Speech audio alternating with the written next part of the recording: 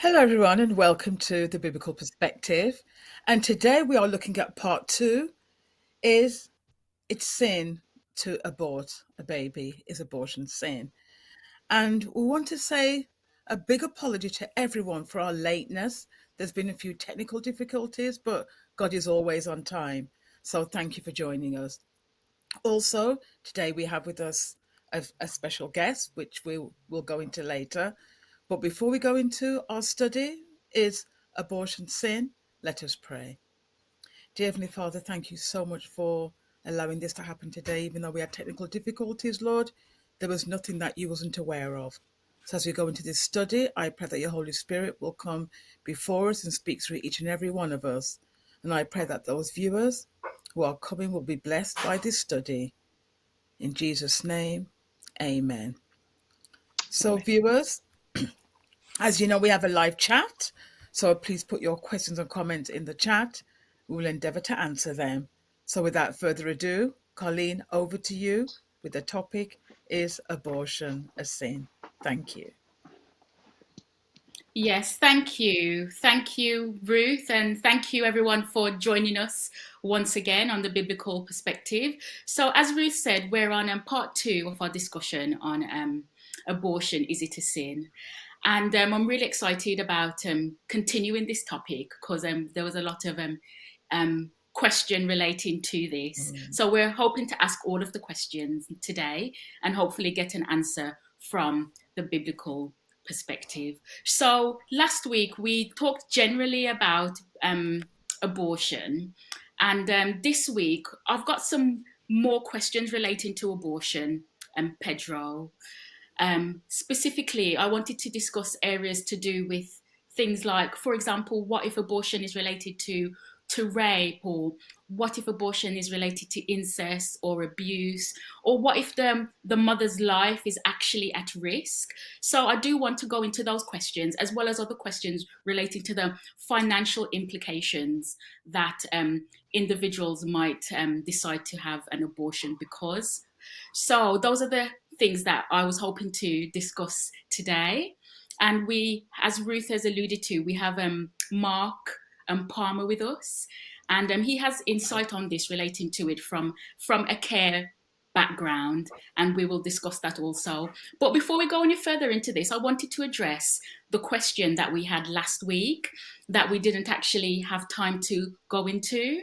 So Pedro, after we did our discussion last week, we had the question to do with the fact that in our study last week, we said that the Bible doesn't say that it's in favor or that it's okay to abort, but the Bible doesn't say either way. It doesn't say yes or it doesn't say no, and we actually discussed that in our last study. But given the advancement of knowledge and science and all that we know about babies and pregnancies and life issues around that, are we in a position, therefore, to make our own minds up on the subject without necessarily going against God? So that's what I'm trying to find out, Pedro, before we go any further into the specifics of why people abort. I wanted to answer this question because, we've not really had a clear guidance from the Bible, yay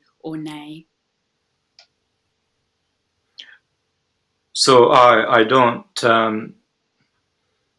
know if we can say that we don't have a clear guidance. What I know is we have come to the conclusion that there is no case of abortion in the Bible.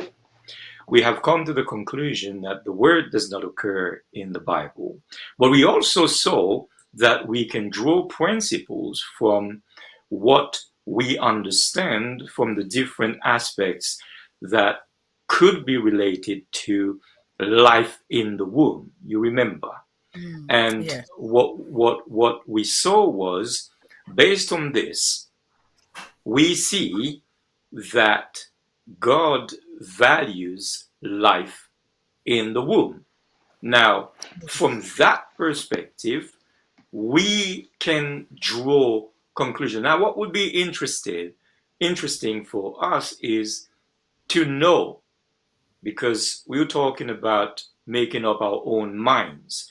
It would be interesting for us to know, on the basis of what we've already said regarding God's view of life in the womb, why do people abort? I think last time we referred to um, statistics in this country where we had for the year 2022 more than 250,000 of Yeah. pregnancies I that were was, yeah. terminated. So I'd like Mm. you, perhaps, or our guests, to tell us, why do people, in an attempt to answer your question, whether we should make up our own minds on terminating baby's life or not, why do people terminate pregnancies mainly? So I'm turning um, the question to you, Colleen. Oh, sorry. I thought you were asking Mark there. Yes, So me Pedro, I too. wanted to I wanted to go back, Pedro, into the stats that you just Yeah. made, and I think it's important that we're just clear about where this information come from, because that's quite significant, what you've said. So I actually did a bit of research on this, and if you actually go, our viewers can look this up themselves.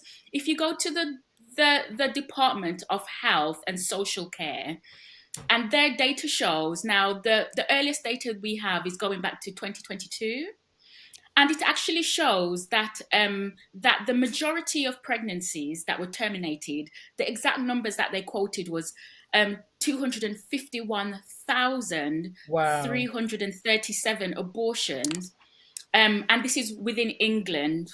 Within England, they actually says that the majority of those that aborted was for financial reasons, Pedro. So I know we are going to go later to talk about rape and incest and abuse and complications of pregnancy, but I think it's important for us to recognize that maybe those kind of abortions are quite are a minority. The majority of abortions and the majority of babies that have been aborted are because of financial reasons. If I could just find some more Yeah. of the stats, the numbers are quite staggering. It's like 57% cited That specifically is. financial, and then another 36 says that, well, financial was a part of it. So we're talking about 70, 80 odd percent of abortions have the Mm. financial element.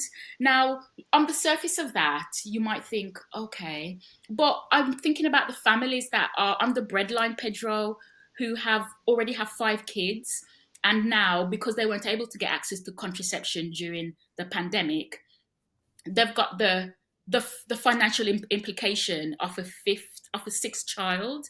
So I just wanted to think about that element as well and ask relating to that.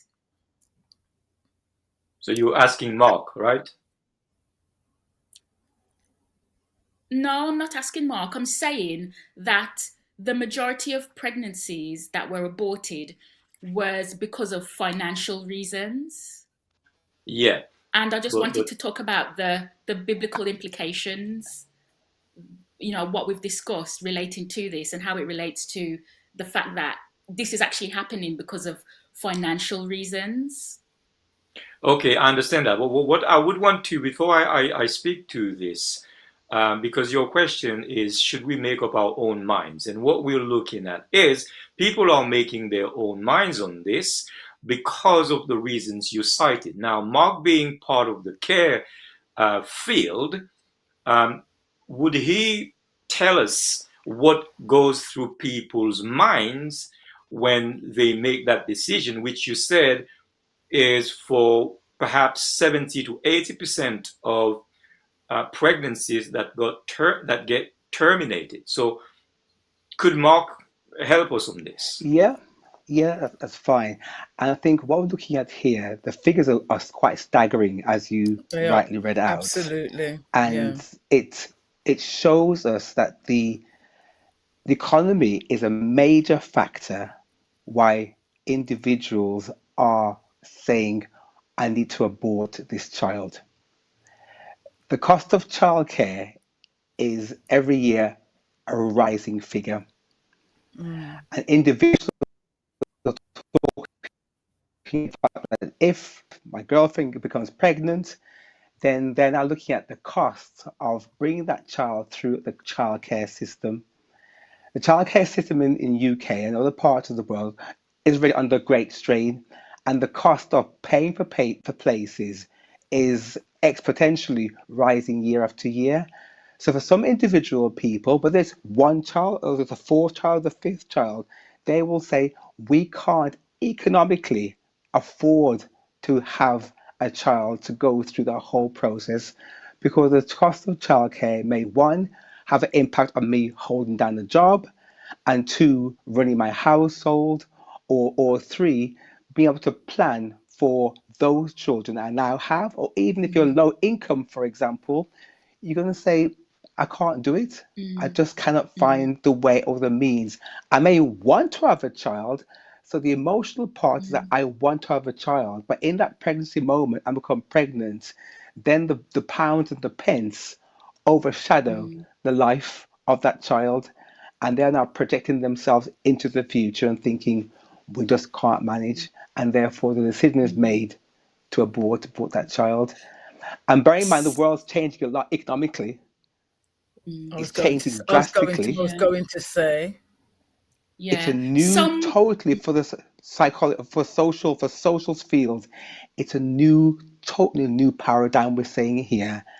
And I mm, think if the world does not improve economically, we may mm. see those figures continue to rise over time. can I So, just add? Mark, Sorry, I was want to add to what Mark was saying because if we're saying now that economics is a factor in keeping or destroying a baby, aborting a baby, should I say, then it would mean that year by year abortions are growing and growing and growing, as opposed to previously where it was just yeah. few abortions because economically everything was fine. So I would like to address that a little bit as well from what Colleen was saying about the financial implications. Mm, mm. Is it less or is it more or is it the same? Yeah. And also as well, Pedro, before you answer the question, Mark, I just wanted to ask you, yeah, I recognize that the financial element is important, and that's what I've discussed from this research. But from your experience working in the field, working in the care, under what circumstances might within a care setting an individual be offered abortion, or it might be considered within the care setting? There might be things outside of the financial element that Hmm. Mm, might lead to individuals, either their carers, whether it's the carer, whether it's the local authority, or whoever might decide that abortion might be an option.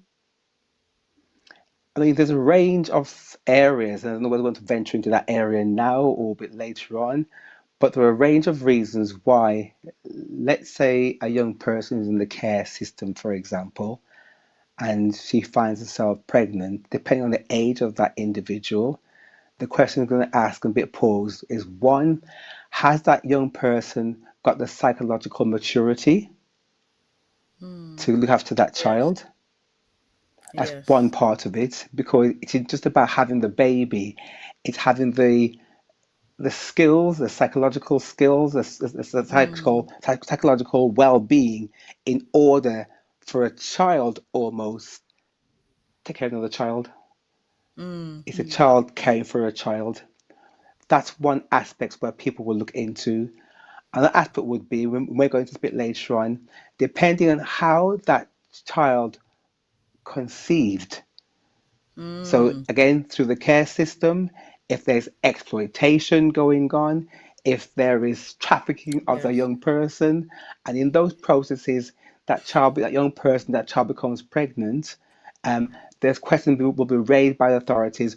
What is the best for this individual child? Is taking that child down the 9 month route of pregnancy, especially if that pregnancy has occurred through maybe sex trafficking, for example, or exploitation, then the authority will look at the picture. Well, what is best for this particular child?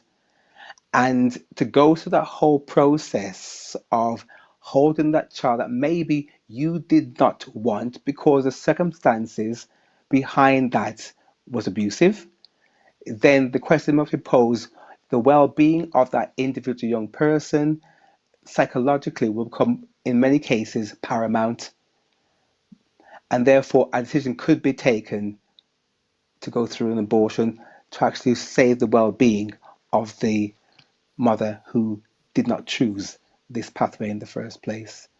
So it's balancing a lot of kind of pros and cons, because equally so, there's a baby to think about at the same time. Is it the best Mm, bet to go through the whole process and then have that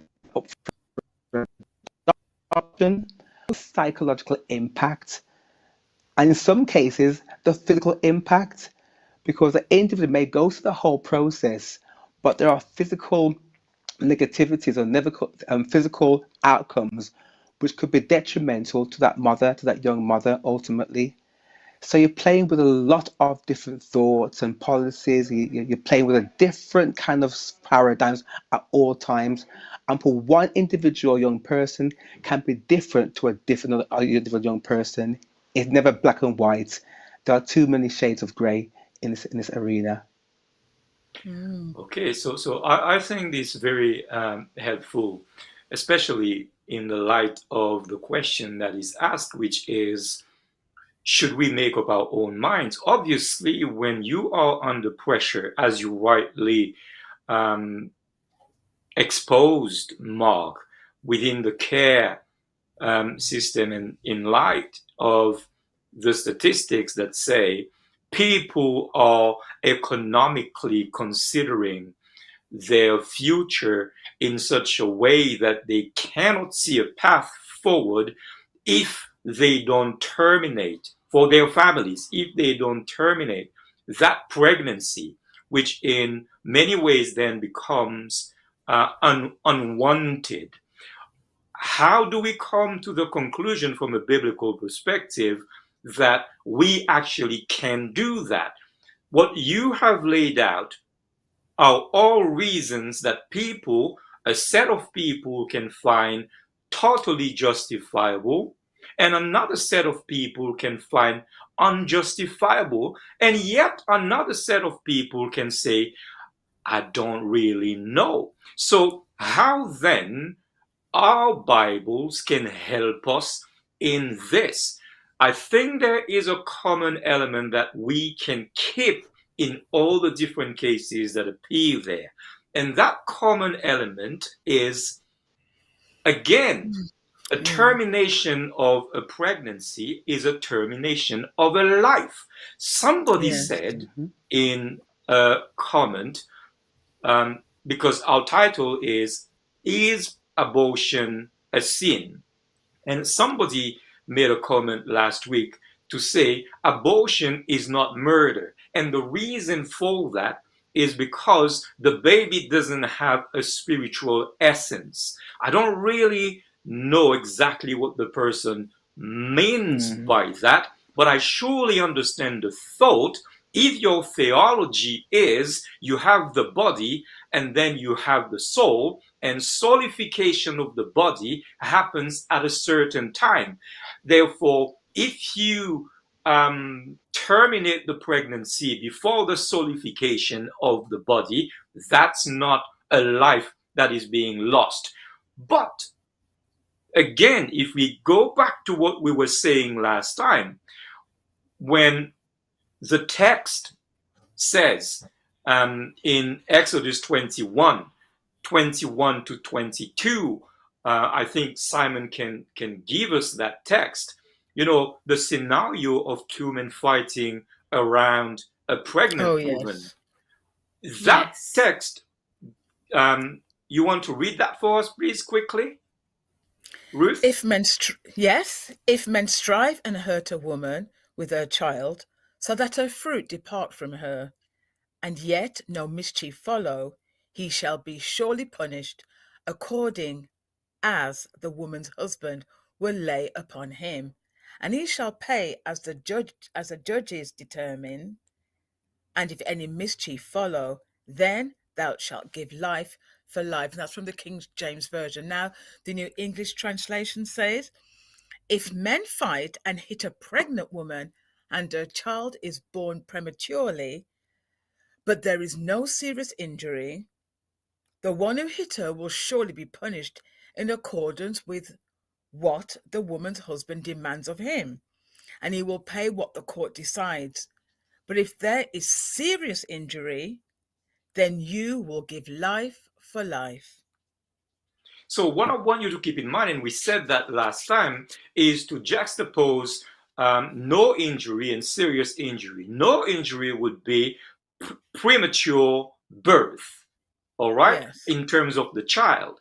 And you would still be paying for that premature death that does not endanger the life of the baby or the health of the mother that is not seriously compromised.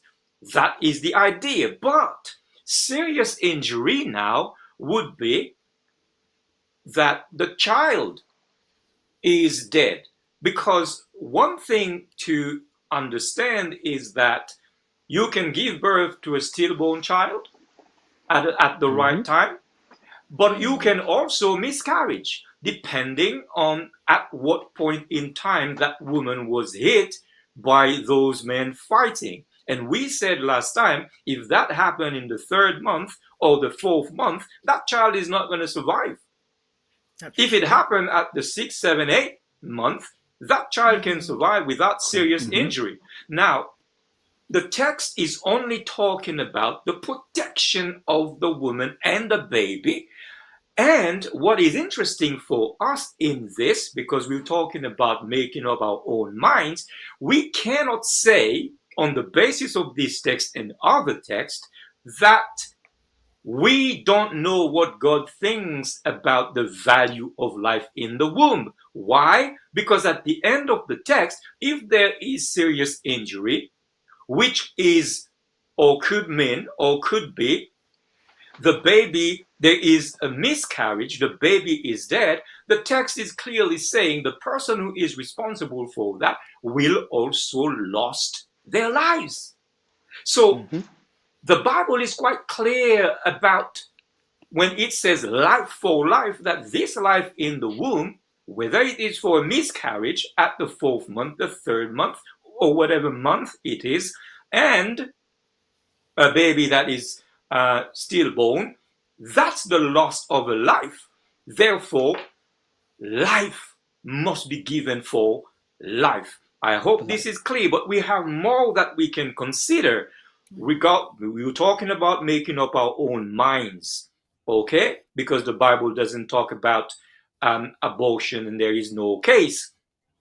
Another text still from which we can draw principles on the question of how God sees life in the womb could be Isaiah 49, verse 1. And then I will also ask you to read Jeremiah 1, verse 5. Yes, listen, O isles, unto me, and hearken, ye people from far. The Lord hath called me from the womb, from the bowels of my mother hath he made mention of my name. That's from the King James Version. Now the New Living Translation. Listen to me, all you in distant lands. Pay attention, you who are far away. The Lord called me before my birth. From within the womb, he called me by name. Now, if you consider that, before we go to Jeremiah, if you consider that, here we have another clear picture of life being considered before birth as far as God is concerned. Isaiah is saying from the womb. That is a window into how in that culture people saw life in the womb. And he's saying, from the womb the Lord has called me. So the Lord knows me from the womb, even if I don't know the Lord. That is about life. This is a life. The me here is a life. And you may want to ask the question, well, yeah, okay, but from what month? I don't know. But we're talking about life in the womb. Now, another text I want you to consider for me quickly is Jeremiah 1, verse 5, please. Because we're just talking about life in the womb and how it is considered. So, Before I formed thee in the belly, I knew thee, and before thou comest forth out of the womb, I sanctified thee, and I ordained thee a prophet unto the nations. now this Yeah, is that's another very prophet. clear. Yeah, Absolutely. yeah, this is Yeah. another prophet. This is another prophet called Jeremiah. Um, and he is also, and Jeremiah lived in the 6th to the 5th century, yeah, 6th century BC, while Isaiah lived in the 8th century BC. So almost 200 years separate these guys, and they have Yeah. the same vision of Mm-hmm. themselves in terms of Mm-hmm. who they are from the womb, a life that mattered Mm, to God. Now, I'm not discussing here um, anything else than the vision of life in the womb. We're Mm-hmm. talking about whether we could or should make up our own minds as to under pressure whether a child should be aborted or not. Later on, we will go into the specifics of what Mark is saying. But from a biblical perspective of life in the womb, we can't say the Bible is not clear. Now, you may object and say, well, these guys are specific particular guys in the Bible, therefore that applies to them. Now, I would want you to consider another text with me, which is Psalm 24, verse 1. If you can read that for me, please. Yeah. So what we are looking at here is, can we make up our own mind? And in order for us to answer that, since the Bible Yeah. does not mention abortion or does not present a case of it, is how does God see life yeah. Mm-hmm. in the womb? Yes. Yeah. Yes. Correct. The earth is the Lord's and the fullness Correct. thereof, the world, and they that dwell therein. Now, the New English translation: the Lord owns the earth and all it contains, the world and all that live in it. My question So would that, be, mm, yeah, go ahead. Sorry. no, it's interesting that God is saying that the earth is mine. So whatever's in it, whether it's alive or dead, belongs to the Lord. Now I Yeah. want to see how you're going to Correct. actually develop this from these two texts, Pedro. Yeah, what Mm, we see here is a massive principles of God's yes. ownership of not Mm-hmm. only everything, but everyone. Ah, Yes. And if we say Correct. everyone, Correct. would that include those in the womb after we had just read what Isaiah Yes. and Jeremiah said? You with Yes. absolutely. me? Yes. So, Mm-hmm. if Yes. I go back to the comment that was made about the solidification of the body, I don't know if that word exists. What I mean by that is the idea that the soul Mm, comes into the body at a certain point, and then that person becomes a living being, and that somehow would be attached to when God created man from the dust and then blew in his nostrils the breath of life and became a living soul. I would like to separate that, but that's another discussion. But what I'm mm-hmm. saying here, I don't want to confuse you, is a pregnant woman has a life in her and she needs to Yes. be Mm. protected, God says. And then I'm just laying out the facts as I see them in Mm, the Bible. I'm not discussing cases. Okay. So that life must be protected. If something happens to that life, life for life. Now, Jeremiah, Isaiah, they say before birth, Mm. I was planned by God to do Yes. what I'm doing.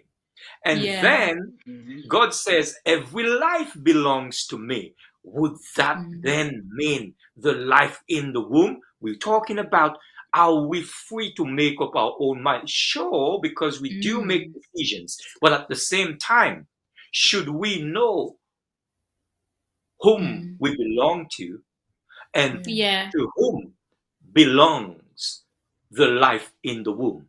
The Bible would Yes. tend to say to God. So when somebody Yeah. says there is no murder, I don't know, but is there theft?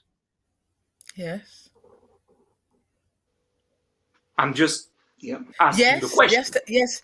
Yes. There is. Well, maybe there So is. I don't know if there isn't no murder, because if we're I'm not saying saying that, there isn't. yeah, I'm not saying there isn't, because we're trying to say that God, because if God says a life for a life for a baby that's in the womb, and the Bible doesn't say, oh, the baby's full term, like, then that life. So God is saying in Exodus that a human life, a grown man's life, can be taken because of this unborn child. So Absolutely. if you're yeah. then going to get rid of that unborn child, that God is willing to take a grown adult life, then it shows Life that for. that child is important to God. And we know it's important to God because God, the Bible talks about God forming us in the womb and He knew us. And this whole Yes. idea that everyone's been born for a purpose and God has a reason and a purpose for everyone, we can't lose sight of that in this discussion. Yeah. And I Okay. have to agree. And which is And I why want to quickly. I want. what Yeah. I want to add to what Colleen is saying because it's really, really important.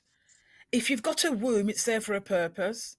If life wasn't so important and some people weren't meant to have children, and that's down to God as well, why is there a womb to house a life? And then God's talking about naming you.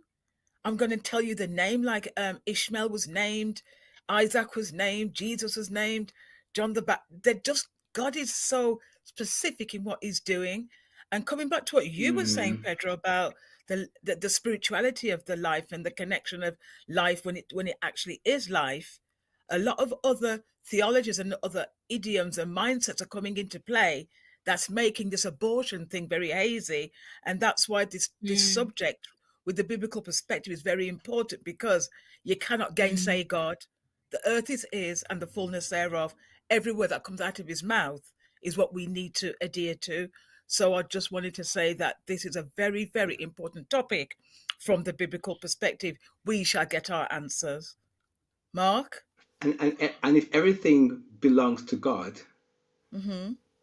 then what Pedro is kind of alluding to quite well is about theft in the sense Yes. because really everything belongs to God.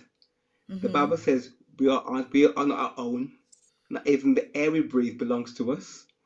Amen. yes. Therefore, if we're saying that everything it's in Him we move and live and have our Mm-hmm. very being, that means the fact is that we can't take from God what God has given in the first Wonderful. place because it starts Wonderful. with Yeah. everything starts with Him.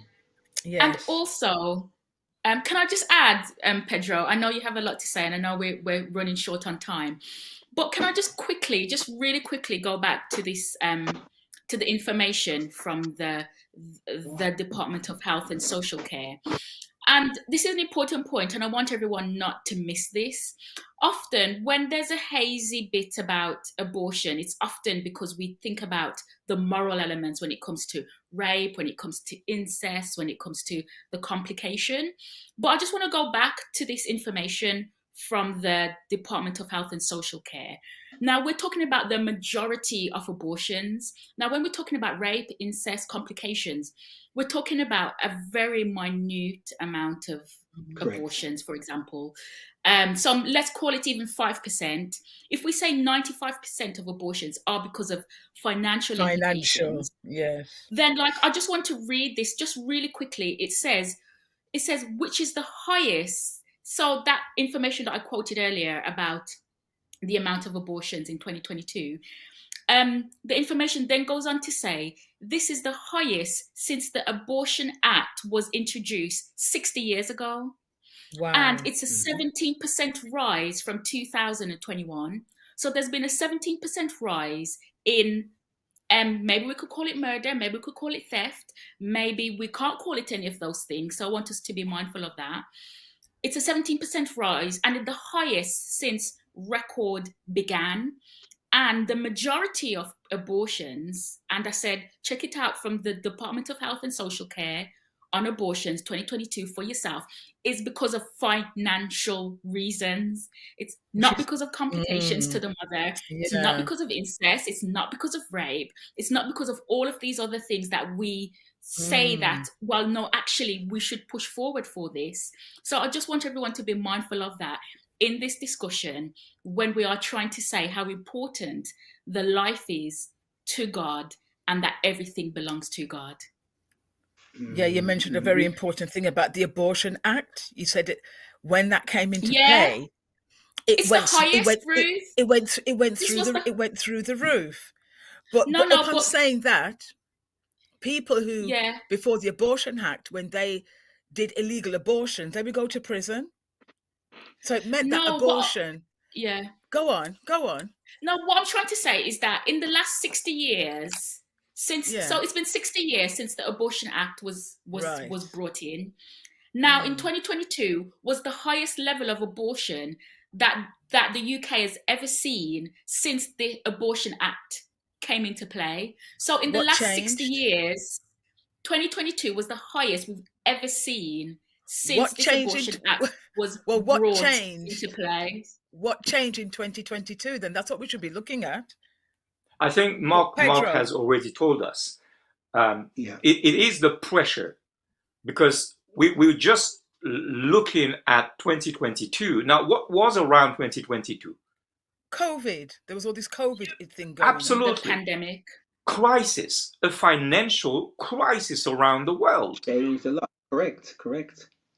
Yeah. So when we talk about um, should we make up our own minds because the Bible doesn't say you should abort or you should not abort, but we look at the circumstances and we look at the reasons why you would say between 70 and 80, I don't know for 95, but 70 and 80% for sure of pregnancies being terminated, you need to ask yourself the question, what is Yes. it exactly that justifies you harming Yeah. the life in the womb in the way God would see the life he has given being harmed? Are you with me? So Yeah. Yeah. I'm not saying you can or you can't. I'm saying you need to think in the light of the Yes. elements that we have presented. Correct. And Yes. with that, you see, the background would be that what the report therefore is also intimating is if the economic situation was positive, they would not have gone through the abortion process. Secondly, what we're looking at here is in the last, say, I probably say last decade or 2 decades, is what we call self-determination, i.e., it is my body and I can determine what happens to my body. And one of the clashes within the Yeah. abortion debate is that even though it's your body, then does the body that that is in your womb, in your house, your womb, do you also have the right to determine what happens to that body? And that is the discussion that happens within the kind of ethical realm of the abortion process. I'm the female, I can determine what happens to my body. The opposing discussion will be that's fine, you can do what you want to your body, but do you have the right to determine what happens to the body inside of your Yeah. body? And that is Interesting. where the discussion raises a lot of times in the end. And it causes discussions in different parts of the world because do you have a right to take away what you're housing, but it's not yours? And that's the And you're not. thinking is the Yeah, process. and you're not yours yourself. But That's yeah. really That's right. important, Mark. I've never thought about it like that. It's your body, you're housing it, but it's not yours. It's Yeah. Yeah, God's. Yeah, it's Yeah. God's in the end of the And day. and you are It's God, God's in and the end you of the are day. God's as well. And Correct. that's why And that's that's where why a lot that of times text. it goes to. Mm, So yeah, and that's again, how that. Yeah. we Hmm. might need to Carry move on. forward with this because I believe in your question or your introduction, you were talking about specific cases where Yeah. there would be different type of pressures. People may say, okay, we understand perhaps the financial pressure is not justifiable, but what about others? So did you have anything else you wanted to look at? Yeah, I think it's a large conundrum, but I think we have to state. I think where you're coming from, Pedro, was an important point, a starting point. The earth is the Lord's and the fullness thereof, and those Hmm. texts have to be our starting point. Of course, there are some grounds where I believe it's justifiably. I mentioned about trafficking and rape and incest and those kind of areas. But because the majority of the grounds are outside, as Colleen rightly says, it's outside of that.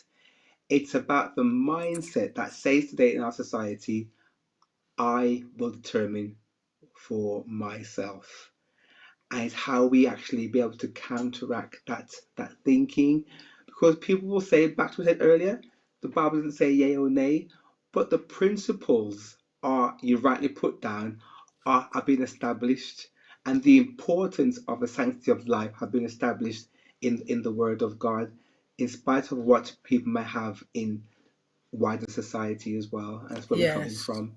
But there are sufficient grounds where there are reasons where the abortion could be justified for a variety of reasons, but those are Mm. probably the minority rather than the majority of reasons, as the research But rightly said.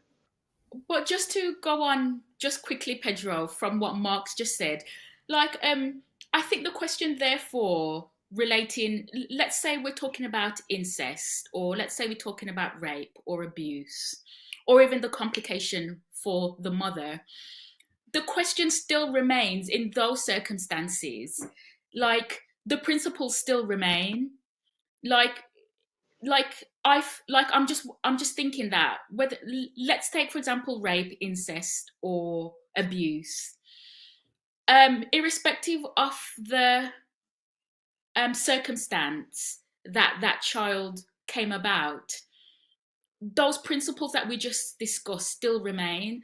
That child is still important to God. That child Mm-hmm. still doesn't belong to that person. Um, God is still the God of that child, and that child is still seen of worth in the eyes of God. So I just wanted to kind of like understand Yeah. how the reality of the principles of the Bible change depending on the circumstance. Okay, so what Can, circumstance do you want to talk about? can I add something to what I want Colleen to is talk. saying? Yeah, I want to talk about, for I want to. example, rape, incest, abuse. I mean, there's loads of others, but those specifically, for example. Okay, Okay. so does the Bible speak about rape and incest? Yes. Yes, it does. And Mm-hmm. does the Bible condone rape and incest? No, No, the it Bible No. doesn't. does not condone rape and incest. So again, we need to remain focused on what we're doing. We're exposing through principles the biblical perspective on how we could think about termination of pregnancies. We should not lose sight of that. Now we Hmm. move from the majority to a very smaller section of people who would feel the necessity for, in their minds and in the minds of most perhaps, the justification, they would see the justification to end or terminate a pregnancy. So what do we have in the Bible that could speak to a situation like this in order to help somebody make a choice? Because we've already said all we Mm. have is help to make choices, even for the Yes. majority. And that was how God sees life in the womb. Now, in terms of rape, read for me Deuteronomy chapter 22, verses 25 to 27, please. And let's see what the Bible says about rape and how this could be helpful in a situation where the result of that rape is an unwanted pregnancy, in which, some people find themselves, and that is a real thing that happens. So Deuteronomy 22, Yeah. verses 25 to 27. I don't know how much long we have. But if a man find a betrothed damsel in the field, and the man force her and lie with her, then the man only that lie with her shall die. But unto the damsel thou shalt do nothing. There is in the damsel no sin worthy of death. For as when a man riseth against his neighbour and slayeth him, even so is this matter. For he found her in the field, and the betrothed damsel cried, and there was none to save her. That's from the King James Version, now the New Living Translation. But if the man meets the engaged woman out in the country and he rapes her, then only the man must die. Do nothing to the young woman. She has committed no crime worthy of death. She is as innocent as a murder victim. Since the man raped her out in the country, it must be assumed that she screamed, but there was no one to rescue her. So here is a rape case in the Bible, and the response is codified in that law. But you would observe with me that while the Bible is codifying the behavior and the attitude that should follow with somebody who has been raped, it does not mention if there is a case of pregnancy out of that rape. And we do know that these things can happen. Now, what we see here, the Bible clearly says this man who did that to an engaged woman, young woman, therefore recognizing the harm and the damage to her, that person should pay with their lives. Is that clear? Yes. So the Bible recognizes that you have committed something that is worthy of your life being taken away from you. That's how it is codified. So that's one case. Another case I want you to read is, but in this case, let's remember, that's a young woman who is engaged or betrothed, as the King James says. That is important to keep in mind. There is an element here of destroying a bright, in their culture, future and paying the price for that. Destroying a bright future and paying a price for that. Not just the future of that damsel or that young woman, but that of the future husband. Now, same Deuteronomy chapter 22, I want you to read for me verses 28 and 29, a different case, please.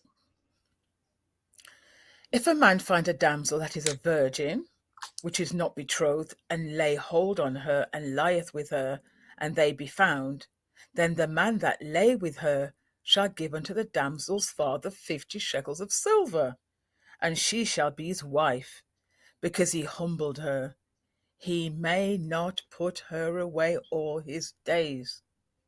Now, New Living Translation, suppose a man has intercourse with a young woman who is a virgin, but is not engaged to be married.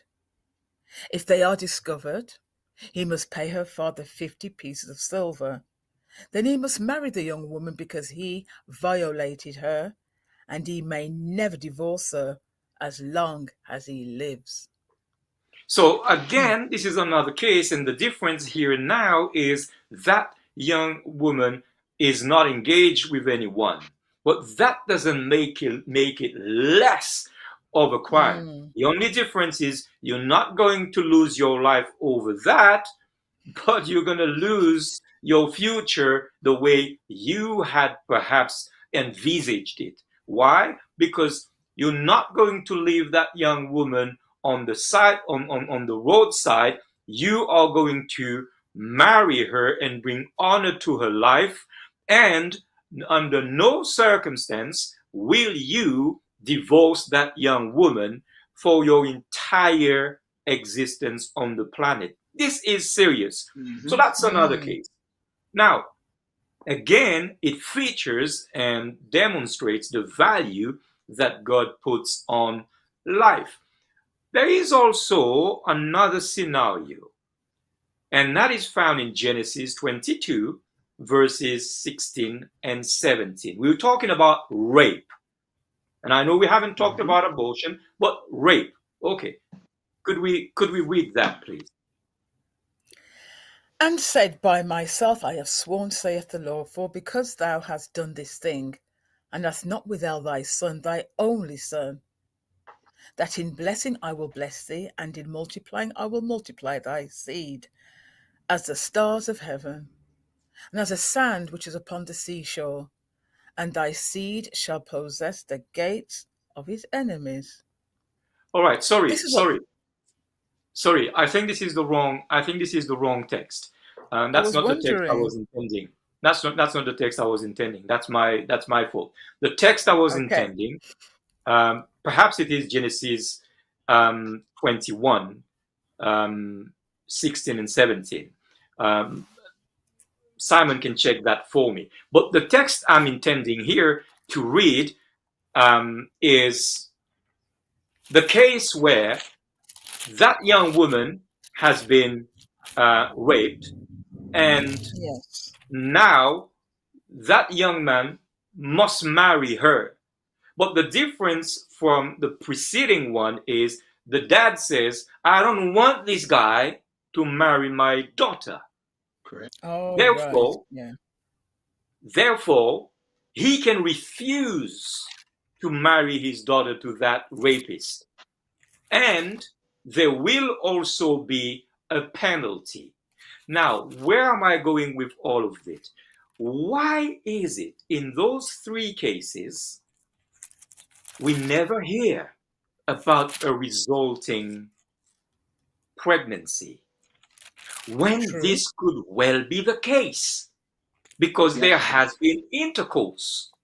Mm, That brings us right back to what we were saying at the beginning, which was in the first session, which was we don't have any case of abortion being practiced in the Bible.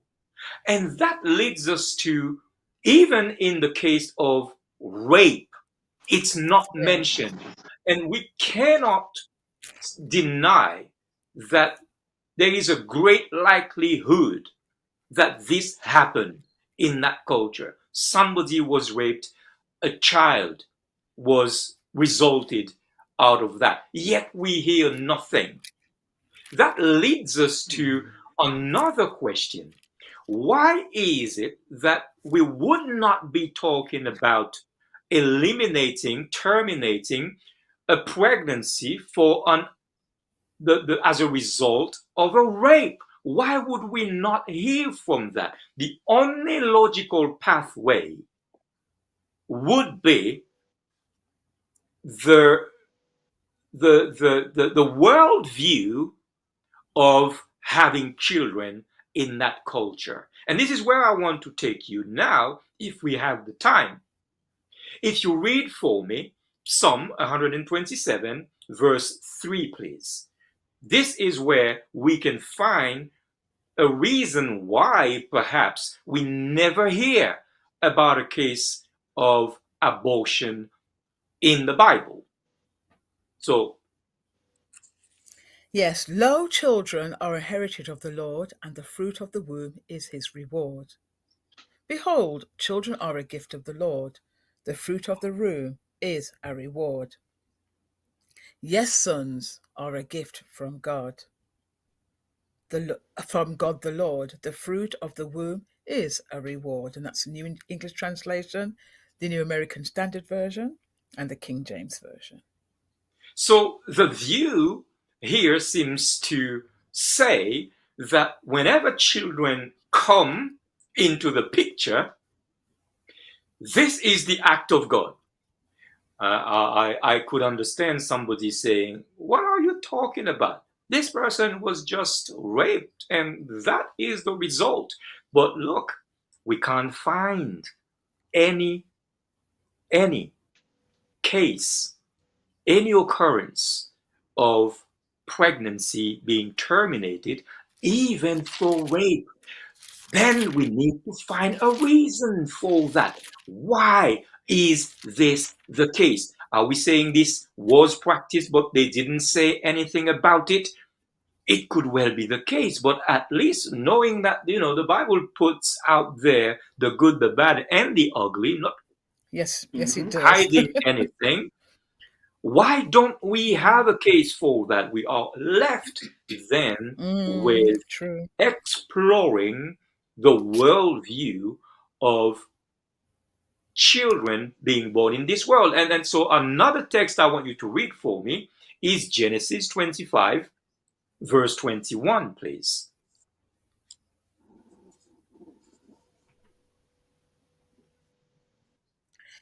Yeah, before you go to Pedro, that, before you go to that, I think you were looking for Dinah and Shechem when he defiled Dinah, Jacob's No, daughter. no, I wasn't looking for that one. I was looking for a law. um, Oh, a Pedro, law. Oh, Lot. Okay. Yeah. A before we law. read that text, just quickly going back to the text that you just read in Psalms, and what jumped out at me when we read the Psalms about children being a heritage and children being a gift from God. Now, the first thing people think is, do you know what? This child has been coming because of a bad reason, let's say incest, rape, abuse. But that child is an innocent victim. Yes, it's come because of a bad situation, but the child that's now born in itself hasn't done anything wrong. So, although it's come from a bad place, that child is an innocent victim.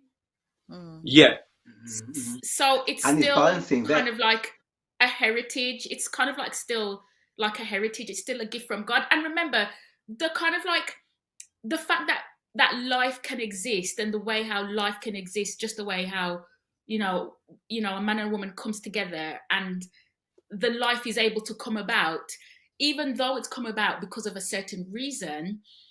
God still had to allow that to happen. Yeah. That child is potentially still belongs to God. That child is potentially still God's. And I think going back to the principles that we've just discussed, it's important that we just be mindful of that child is still an innocent victim.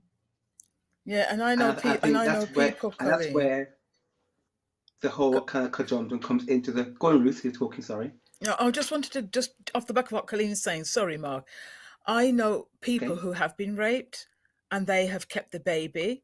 And I'm looking again at free will and free choice in every scenario of abortion, because it comes down to that. Mark mentioned those who are mentally challenged, but I know rape babies, and they've gone on to do amazing things. I was thinking, imagine if you were aborted. Sorry, yes, Mm. Mark, Pedro, help yourself. Yeah, just before you go, Mark, I just want to say we're not yet talking about what people should do or should not do. We're looking at what the No. Yeah. worldview of the Bible is. Because Correct. what you're Correct. saying is wonderful, but somebody may say, well, this is just somebody's choice Yeah, on based on whatever the person has in of mind. course. But what we're looking at is what should inform us as to Yes. how to make a decision. Yes. And Yeah. that's not just one person, but everyone from a That's biblical it. Yes. perspective. You with me? Go, go, Yes. go, go, Mark. No, Pedro, what you're saying is where I'm going to anyway. So that is the principle, because we can find different stratas that will justify where maybe that freedom of choice, i.e., for example, if a 9, 10-year-old girl is actually raped and she's carrying a baby at 10 years old, the question is going to be posed psychologically and physically to that whole body. Is it a permissible or a a right thing for a 9 or 10-year-old to go through that process, because there are Mm. psychological changes Yes. and it's also physical impacts, and many cases long lasting physical and psychological impacts on that young child, how holding that baby for 9 months, and then that child losing that baby at 9 months old, at 9 months, because the baby, the child holding the child, a child, pregnant child at 10 would not be able to support that newborn baby. But the principle that Pedro is giving is the right principle. What is the starting point? And if we Yes, use those texts absolutely. as our starting point and as our guidance, it'll help us to put our minds in the right frame in order to make the right decisions Yes, ultimately. of course. Hmm.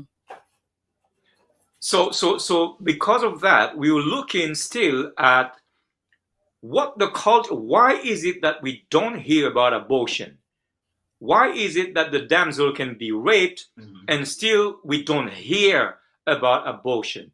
And as I said, it could be because of the worldview in that culture of where Mm. life comes Yep. from. Yeah. Yes. So Yep. Mm. so Yep. that would Yeah. override Yes. Yep. Yep. their own thinking about Yes. themselves. Now, Yes. read Hmm. this text for me, Genesis 25, verse 21, please. 25 And verse 21. Isaac entreated the Lord for his wife, because she was barren, and the Lord was entreated of him, and Rebekah his wife Hmm. conceived. Isaac prayed to the Lord on behalf of his wife, because she was childless. The Lord answered his prayer, and his wife Rebekah became pregnant. So you can see that the view here is that it is God who gives Mm. children. And when Hmm. you have an Yeah. issue, it is God who actively gives baby and Yes. sustains life in the womb. That is part of the worldview in that culture, that biblical culture that we are observing from when it comes to abortion, and can't find one bit of it.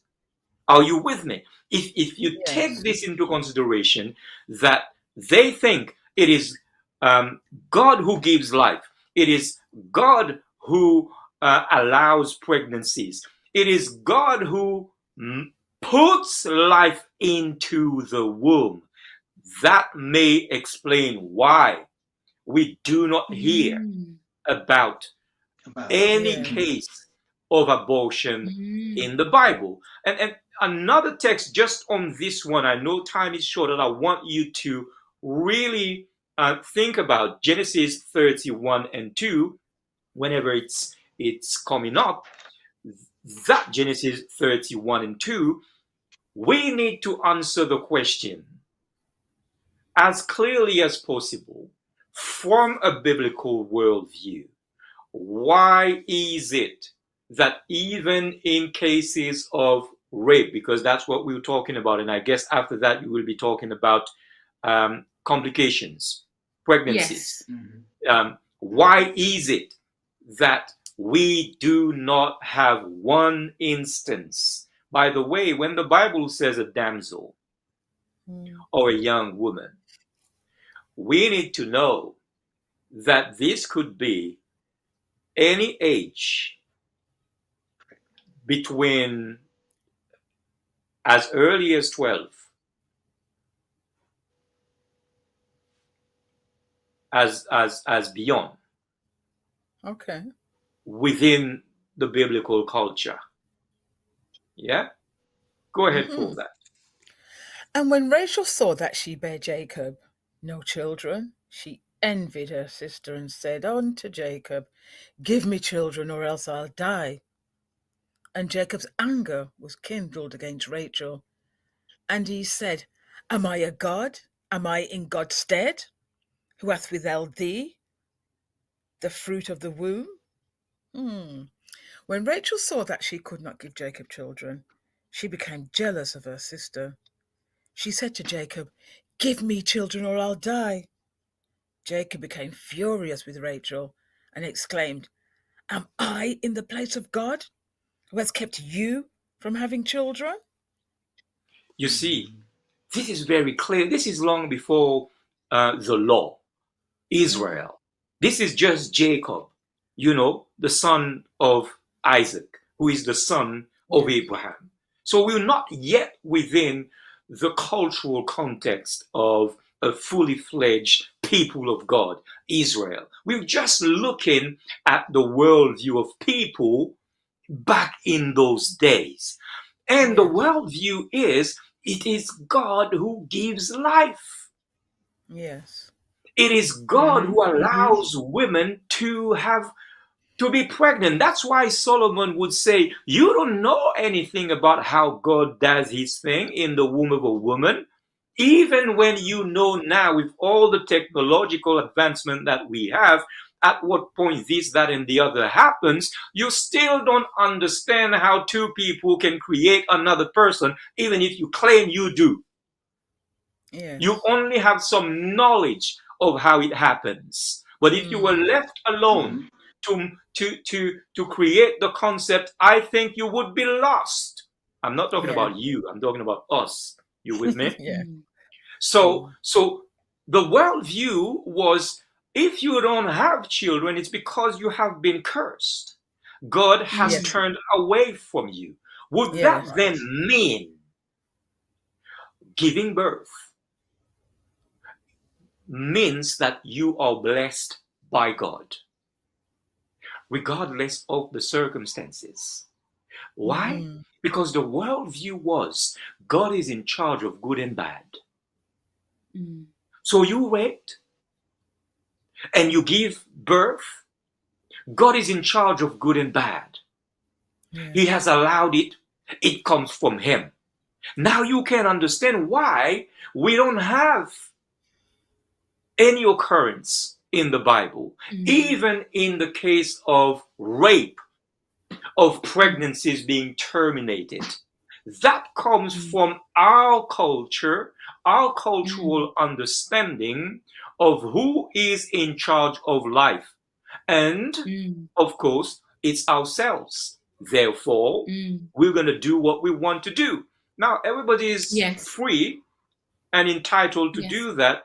Even at creation, God said to Adam, Don't take the mango. Adam said, I want the mango. God said, Mm, okay, that's your choice. So choice has always been around, but there has always yes. been an understanding that God is the one in charge of life. Yes. So that could Yeah. explain why we don't have Yeah. any hmm Yeah. Yeah. And occurrence. we are short on time, Pedro, and I'm not sure if you wanted to add anything to this, but I just wanted to move quickly on just because of the time.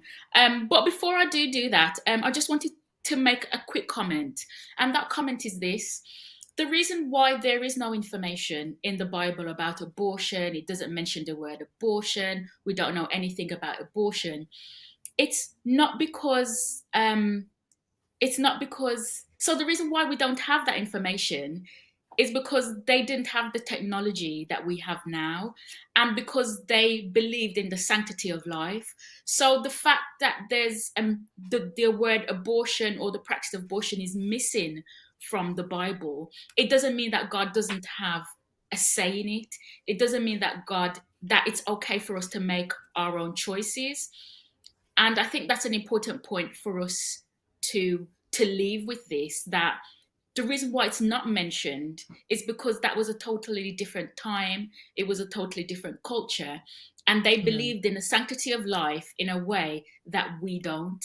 After a certain time in history, we got the technology and the ability and the medications, because of the world we live in order to get rid of a child. So that's a new thing. That's a new way of looking at life, and that wasn't the case before. But just quickly going on, I just wanted to come back to Mark just quickly. Mark, you talked about a child being young, maybe 10, and they're having and And that would relate to not just the child, but also to the mom, to that child. And there's probably other circumstances where giving Yeah. birth to a child could potentially lead to the death or injury of a mom. And I wanted Pedro to discuss that, where we stand with that from a biblical perspective. But I'm not sure if there are any other circumstances you where you've come across, or where the mother's life might actually be in danger because of having a child, and where abortion might be considered. Well, in some cases, if there's like intrafamiliar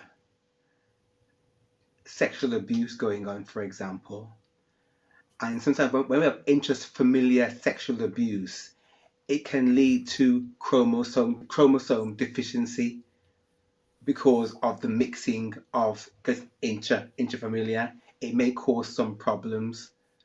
And then in some cases where we see maybe there's been intrafamiliar activity between individuals, then in some cases the learning ability of the child has been put into question because of intrafamiliar sexual activity. In some cases, you may have where the mother's life, as I said, is at risk. And we're talking about the sanctity of life now.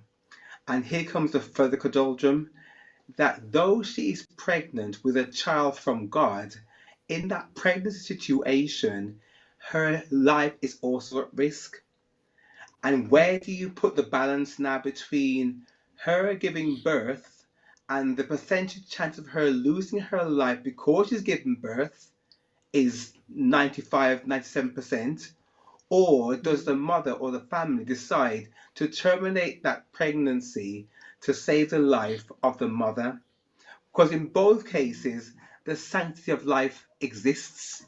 The standard Yes. of life is in both situations. And now you think Yes. about that kind of conundrum. Where do we turn from here, Lord? Because someone's going to die.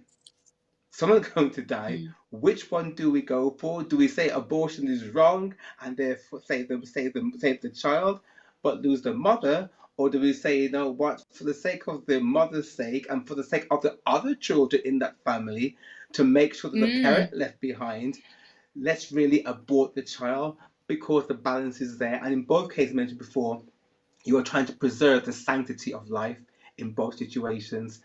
That's the conundrum we're playing with all the time. Yeah, and I think that case is really the real dilemma that we Yeah. Mm. could have here, and we could Mm. still ask the question, what is the Bible then saying? Because obviously here you are talking about making a choice, right? And Yes. some Yeah. people will make the choice to go ahead still, even if they know that their lives is in danger. And some people will say, I'm not taking that risk. Therefore, if somebody has to die, it's the person who is not yet there. So, and then there is this other aspect of unviable pregnancy, where you would have children who would, just after birth, they might live for a few hours and suffocate and die. And the Mm. parents don't want that. Therefore, they will take the decision to save the agony of the child, to terminate the pregnancy. Determinate. Mm-hmm. Yeah. So now we are really dealing with the question of how do we exercise the freedom of choice that we have as Christians on these very real issues, and not suffer the idea that we have done something that is against God's will, What will. one And the issue is way going to be or another. yes. And the issue is So going to be it needs the wisdom of God to direct us in such situations, because in exactly. either way we go, it's all going about Lord. What it's very much asking God, what do we do? We need some direction because either way, someone has to die. All right. Unfortunately, That's correct. Now to finish with that, because time is up. as Christians, we still turn, as you rightly said, to God, and we still want to have from the Word something that could help us. Here is an interesting case of pregnancy complication, anxiety, and stress about a pregnancy in the Bible that could help us as to where that leaves us. Read for me Genesis, still, chapter 25, verses 21 and 22, please. And I think that will help us both for question and answer. And Isaac entreated the Lord for his wife because she was barren, and the Lord was entreated of him. And Rebekah his wife conceived, and the children struggled together within her. And she said, If it be so, why am I thus? And she went to inquire of the Lord. Isaac prayed to the Lord on behalf of his wife because she was childless. The Lord answered his prayer, and his wife Rebekah became pregnant. The children struggled inside her, and she said, Why is this happening to me? So she asked the Lord. Isaac pleaded with the Lord on behalf of his wife because she was unable to have children. The Lord answered Isaac's prayer, and Rebekah became pregnant with twins, but the two children struggled with each other in her womb. So she went to ask the Lord about it. Why is this happening to me? She asked. Okay. Okay. Um, so there is one version here that says, I'm not sure I want to be pregnant. Do we have it there? Is it there? How did you read it? No. No, Okay. she just said, I Why is it read in one of, why? yeah, why is this happening to me? So Mhm. this is following the fact that God has granted the request of Isaac on behalf of Rebekah. Now she is pregnant, but she is experiencing complications. It is clear that she is worried at many levels. It is clear that things are not going, even if they have no technology. If something is wrong in the womb, things go up and down, and all kinds of things are happening that are not supposed to happen. You can't go for an ecography. You can't go for a scan. You can't go for whatever is existing today. Your level of stress will rise up. And as a young woman, here is the case. And one of those translations, I don't have it here. I believe it was the NET. Um, um, it says, I'm not sure I want to be pregnant. Leaving you with the idea, if this is happening to me, I'm not sure I want to be pregnant. At home, you can check those versions if you want to. But the principle here is she's definitely worried and concerned about her life.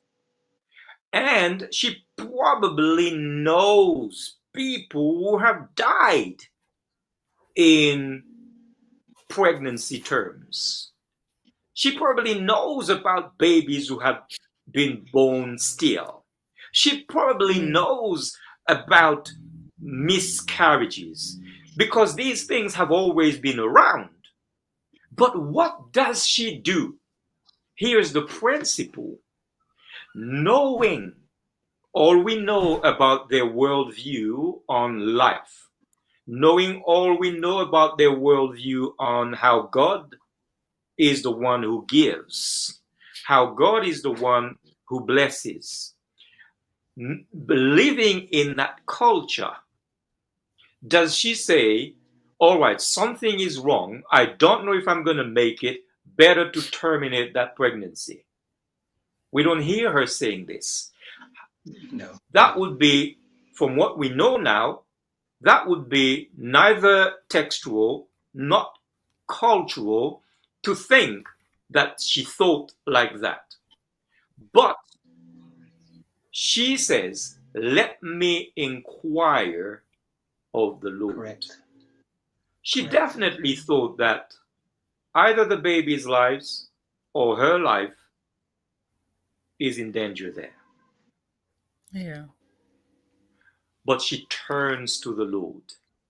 Here is Hmm. the principle. This is how we exercise our choice in situations where we don't have a codified way from the Lord that is explicit as to what to do. We take into consideration all the principles that we can gather, and yet we still turn to the Lord and say, what would you have me do? The text goes on to say, God came back to her and said, don't worry about it. Everything is fine. I'll take you through it. It's just that this is what's going to be in the future. I believe that we still can do the same thing regardless of the situation in which we are, whether it is for this reason, that reason, or for another reason. Let's turn to God and ask Him, what is going on and what would you have me do? That's the safest way. He will lead us in the right direction. Mm. Thank you. Thank you, Thank you Pedro, very and much. thank you very much for that. And just in closing, would you agree? This is just to answer a question in the comments that we can't really Thank address you. now. But would you agree that that that the question of abortion or the practice of abortion was not in God's original plan, but it's only come about because of sin? I would totally agree with that. Yes, me Yeah, too. thank you, and I hope that answers And the way you bear in mind, Cully, that remember the the discussion. research said that. Sorry, the research said the majority of people who actually abort, as I read earlier, is on the grounds of finance, economics, and so forth. So Yes, that is an thank you. important starting point to think about. Yeah, thank you. And Re- thank you for that, Mark. um, And thank you. And I hope that answers the question in the comments. Over to you, Ruth. Yes, thank you. Remember, as always, it's the Bible that we get this from. It's not our own thoughts. It's not anything that we've got from anybody else, but from God Himself. And the safest way is, if you're not Christians, to be, because then you've got answers to all your questions from the Bible, which is brought to you from the Biblical Perspective team. So I hope you've had a good study with us, and we'll see you next week for another study with TBP, the Biblical Perspective channel. Thank you. Goodbye.